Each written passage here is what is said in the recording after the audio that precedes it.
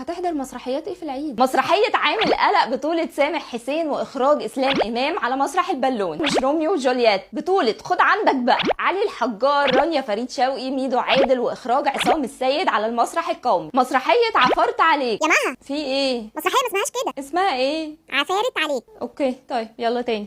مسرحية عفارت عليك بطولة منير مكرم، نهال عنبر، مراد فكري، محمد صلاح آدم، وإخراج نور عفيفي على مسرح عبد المنعم جابر في اسكندرية.